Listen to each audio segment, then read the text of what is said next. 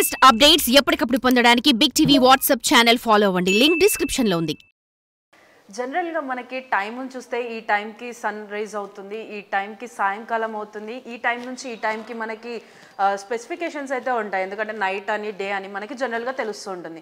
కానీ జనరల్గా మనకి సమ్మర్లో కానీ వింటర్లో ఏంటంటే సమ్మర్లో మనకి డే ఎక్కువ ఉంటుంది, నైట్ తక్కువ ఉంటుంది. అదేవిధంగా మనం వింటర్లో చూసుకుంటే డే అనేది తక్కువ ఉంటుంది, నైట్స్ ఎక్కువ ఉంటాయి. కానీ ఈ నెల అంటే డిసెంబర్ 21 రోజు అయితే లాంగెస్ట్ నైట్గానైతే డిక్లేర్ చేస్తున్నారు. అంటే మనకి దాదాపుగా 16 గంటల రాత్రి సమయం, అదేవిధంగా 8 గంటల డే సమయం అయితే ఉండబోతుంది. అసలు ఇలాంటివి ఎందుకు జరుగుతాయి, ఎలా జరుగుతాయి అన్నది మనం ప్రస్తుతం మనతో పాటు బిర్లా సైంటిస్ట్ సిద్ధార్థ గారు ఉన్నారు. మనం వారిని అడిగి తెలుసుకుందాం. సార్ నమస్తే సార్. సో సార్ చెప్పండి, అసలు జనరల్గా మనకి ఇంతకుముందు పాతకాలంలో అంటే ఫోన్స్ ఉండేవి కాదు, మనకి క్యాలెండర్స్ కూడా ఉండేవి కాదు. అసలు డే అండ్ నైట్ని రెండు ఎలా డిఫరెన్షియేట్ చేసేవాళ్ళు? డైరెక్ట్ అబ్జర్వేషన్ అండి. Sunrise, sunset. సన్ రైజ్కి డే ఆరంభం అవుతుంది, సన్సెట్కి డే ఎండ్ అవుతుంది. దాని తర్వాత of course with technological development ఈ వాచ్లు ఇవన్నీ వచ్చాయి. ఇప్పుడు ప్రాబ్లం ఏమిటి, it's a nice thing also. మన భూమికి 2 రకాల మోషన్స్ ఉన్నాయి. ఒకటి స్పిన్నింగ్ ఆన్ ఇట్స్ యాక్సిస్, ఒక బొంగరం లాగా, టాప్ లాగా. దానివల్ల 24 hours ఆఫ్ డే నైట్ వస్తుంది ఆ స్పిన్నింగ్ వల్ల. కానీ అది కాకుండా మన భూమికి ఇంకొక మోషన్ కూడా ఉంది. అదేమిటంటే యాన్యువల్ మోషన్ అంటారు. మన భూమి సూర్యుడు చుట్టూ పరిక్రమిస్తుంది. ఇప్పుడు వచ్చిన చిక్ ఏమిటంటే, ఏ ప్లేన్లో అయితే భూమి పరిక్రమిస్తుందో రివల్యూషన్, అది it is different from the plane of spinning అంటే బొంగరం లాగా. ఆ ప్లేన్ వేరే, ఈ ప్లేన్ వేరే కనుక కొంచెం డిస్క్రిపెన్సీస్ వస్తాయి. అయితే ఈ 2 ప్లేన్స్ 2 పాయింట్స్లో మీట్ అవుతాయి. ఆ మీట్ అయిన జాగాన ఏమీ తేడా ఉండదు. What are those 2 points?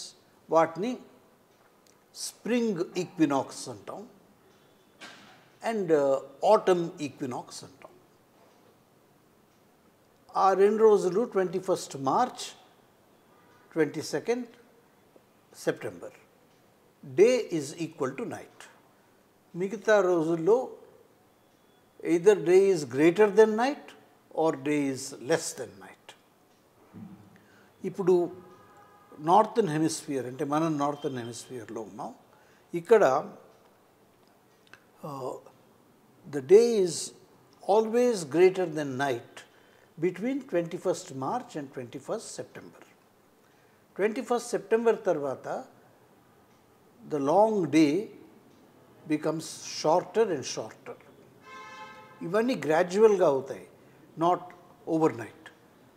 And finally 21st December సుమారు we have the longest night and shortest day in the northern hemisphere. ఇప్పుడు సదర్న్ హెమిస్ఫియర్లో ఇట్ ఈస్ ఉల్టా. అయితే that is the meaning of what is called winter solstice ఇంగ్లీష్లో. దానివల్ల చాలా రకమైన rituals అన్నీ ఉన్నాయి. కొంతమందికి it is the beginning of the year. మన న్యూ ఇయర్ కూడా, అంటే not in our calendar but in the western calendar, new year is not far from here. Christmas కూడా దీనివల్లే వస్తుంది. So that's the main thing, that the 2 dates are different. And ఇండియాలో ఇంకా వేరే ఉన్నాయి. వైకుంఠ ఏకాదశి అంటాం అలాగా. సో ఇవన్నీ because of the fact that the spin plane, బొంగరంలాగా తిరిగే plane, is not the same as the swing plane అంటే భూమి సూర్యుడి చుట్టూ పరిక్రమించడం. అయితే క్రిస్మస్ కూడా దీంతోనే it is connected. Over the years ఏమిటైందంటే కొంచెం చేంజెస్, మార్పులు ఉంటాయి. ఆ మార్పుల్ని అంత యాక్యురేట్గా రికార్డ్ చేయలేదు. సో అంటే ఇప్పుడు మనకి ఫారిన్ కంట్రీస్లో చూసుకున్నట్టయితే కొన్ని 6 months ఒక టైమింగ్ ఉంటుంది, 6 months ఇంకో టైమింగ్ ఉంటుంది. అంటే ఇప్పుడు ప్రజెంట్ వాళ్ళకి డే లైట్ సేవింగ్ అని నడుస్తూ ఉంటుంది. అది ప్యూర్లీ ఆర్టిఫిషియల్ అండి. అదేమిటంటే ప్రాక్టికల్ అండ్ ఆర్టిఫిషియల్. డే లాంగ్గా ఉన్నప్పుడు వాళ్ళకి ఎలక్ట్రిసిటీ అంతా చాలా ఎక్కువ ఖర్చు అవుతుంది కనుక they try to reduce the bill, electric bill. అలాగే నైట్ లాంగ్గా ఉన్నప్పుడు ఇంకా ఎక్కువ ఎలక్ట్రిసిటీ. సో ఇప్పుడు డే లైట్ సేవింగ్ టైం అని ఇదని వాళ్ళు చాలా ప్రాక్టికల్గా పెట్టుకున్నారు. సో అంటే ఇప్పుడు మనకి అంటే జనరల్గా ఇప్పుడు ఈ 21st రోజే ఎందుకంటే ఎక్కువ డే అంటే ఎక్కువ నైట్ అనేది ఉండడానికి రీజన్? అది because that is the time given by the intersection of the spin plane and swing plane, if I can call it that. The date is arbitrary in a sense, మనం దీన్ని ఏదైనా అనొచ్చు. కానీ by tradition it has been like this. 1st Januaryకి year ఆరంభం అవడం western క్యాలెండర్లో, not in our calendar. అలాగనమాట. మన calendar has been more based on what is called vernal equinox. అంటే 21st March day equal to night.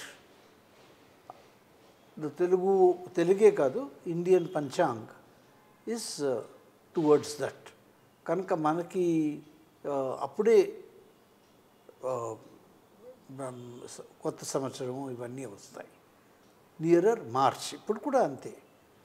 So I'm talking about the western convention and tradition.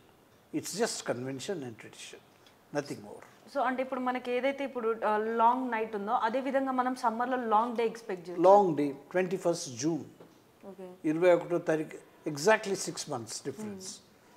Longest day in the year. That is true for every place on earth, northern hemisphere. ఇప్పుడు southern hemisphere it is ఉల్టా. So 21st June we have the longest day in the year, and 21st December shortest day in the year. So అంటే ఇప్పుడు ఈ longest డేకి longest నైట్కి eclipses తోటి, అంటే ఇప్పుడు సోలార్ ఎక్లిప్స్, లూనార్ ఎక్లిప్స్ ఉంటాయి కదా, వాటికి ఏమైనా సంబంధం ఉందా? లేదండి, అది ఇట్స్ డిఫరెంట్. అది ఎప్పుడైనా అవ్వచ్చు, కానీ nothing to do with this. So అంటే పర్టికులర్ డేట్ ఇప్పుడు ఏదైతే June 21st ఉందో ఆ 21st లాంగెస్ట్ డే, డిసెంబర్లో మాత్రమే, అంటే with in the gap of 6 months, ఈ 6 months గ్యాప్లో లాంగెస్ట్ డే అండ్ లాంగెస్ట్ నైట్ని మనం ఎక్స్పెక్ట్ చేస్తుంటారు. So northern hemisphere. మళ్ళీ ఇప్పుడు ఆస్ట్రేలియాలో మన క్రికెట్ టీం ఉంది, వాళ్ళకి ఉల్టా.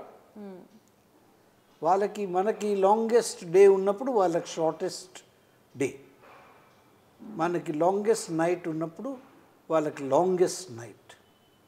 సో అంటే ఇప్పుడు ఇలా జరగడం వల్ల మన అంటే హ్యూమన్స్కి ఏమైనా డైలీ రిచువల్స్లో ఏమైనా మార్పులు వచ్చే ఛాన్సెస్ ఉంటాయి? రిచువల్స్ ఆర్ ఆర్బిటరీ అండి. Rituals are not astronomical or anything. So because they are artificial and all that, కనుక చేంజెస్ ఉంటాయి రిచువల్స్లో. సో అంటే ఇప్పుడు మనం in fact okay the word ritual అంటామే, అది ఋతు నుంచి వస్తుంది. ఋతు అంటే ఏమిటి? సీజన్స్. సీజన్ అంటే ఇది వింటర్, సమ్మర్, శరద్ ఋతు, ఎట్సెట్రా. సో అంటే ఇప్పుడు ఈ longest day and longest nights ఉంటున్నాయి కదా, సో మనకి జనరల్గా ఏంటంటే మన ఎర్త్ అనేది దాని చుట్టూ అది తిరుగుతూ సన్ చుట్టూ తిరుగుతూ ఉంటుంది. సో ఇప్పుడు అంటే ఈ సన్ను ఎర్త్కి మధ్యలో డిస్టెన్స్ ఎంత ఉంటే ఇప్పుడు ఈ నైట్స్ అనేవి ఎక్కువ ఫామ్ అయ్యేది? దానికి దీనికి సంబంధం లేదు. In fact the funny thing is that ఎప్పుడైతే మనం జనవరిలో చాలా కోల్డ్గా ఉంటుందో అప్పుడే ఎర్త్ సన్కి చాలా దగ్గర. Okay. So these are all independent parameters.